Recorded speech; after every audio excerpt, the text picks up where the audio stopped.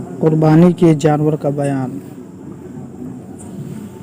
किन किन जानवरों की कुर्बानी जायज़ है और किन जानवरों की कुर्बानी जायज़ नहीं है।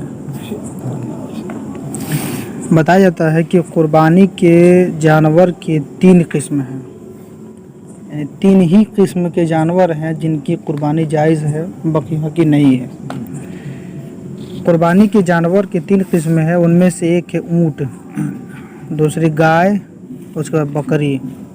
तो ऊँट, गाय, बकरी, ये 3 किस्म के जानवर है कुर्बानी के लिए। हर किस्म में उसकी जितनी नौ हैं सब दाखिल हैं। अब इनमें जो 3 किस्में हैं, ऊँट है, गाय है, बकरी है, अब इनकी औलादों में से जितनी आएंगी सब के सब जायज़ हैं। अब ऊँट है, ऊँटनी है, ये सब जायज़ है। अब गाय में गाय, भैंस, ये सब आएंगे ना अब इसमें, तो ये सब जायज़ हैं। और बकरी में दूम्बा भी आ जाएगा, भेड़ भी आएगा, जो भी बकरी की शक्ल में होंगी सब बकरी की ज़ात में आ जाएंगी। तो इस तरीके से ये 3 किस्मों के जानवर में जो भी इनकी नौइयत होंगी, जो इनकी किस्में होंगी, सब इसी में दाखिल हो जाएंगे, इसके अलावा की नहीं। जैसे कि मुर्गी की कुर्बानी की तो उसकी नहीं होगी, मुर्गा मुर्गी की, इन्हीं 3 किस्मों में से और इन्हीं की औलादों में से।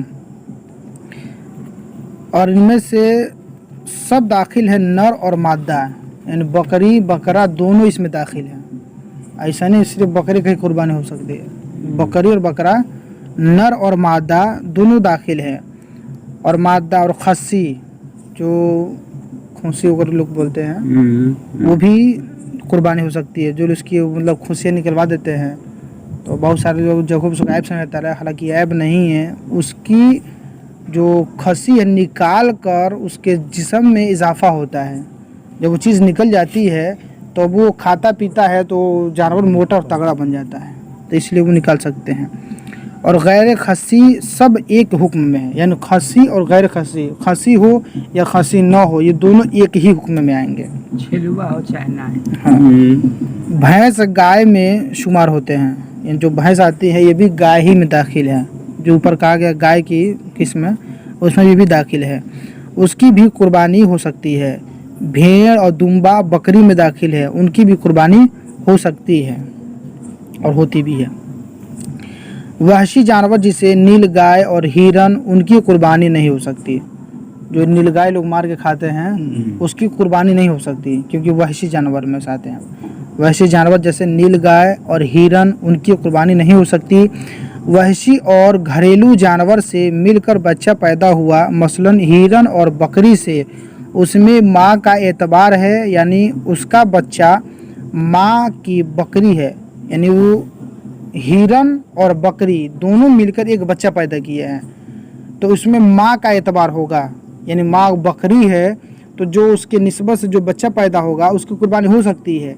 और अगर जो हिरनी होगी उसके अगर पेट से बच्चा जो पैदा होगा उसकी जायज़ नहीं है।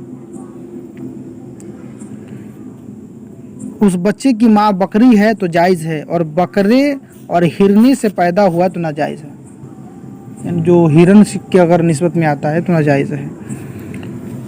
कुर्बानी के जानवर की उम्र, कुर्बानी के जानवर की उम्र के बारे में बताया जाता है कि उसकी ये उम्र होनी चाहिए जैसे कि ऊँट के 5 साल, गाय का 2 साल, बकरी का 1 साल।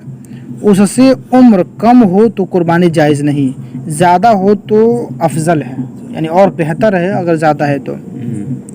हाँ, दुम्बा या भेड़, अगर 6 माह का बच्चा अगर इतना मोटा तगड़ा और अच्छा तंदुरुस्त हो कि दूर से देखने में साल भर का मालूम लगता हो, यानी भेड़ या दुम्बा का अगर 6 माह का बच्चा भी अगर दूर से देखने में अगर साल भर का मालूम चले तो उसकी कुर्बानी हो सकती है, उसकी कुर्बानी जायज़ है।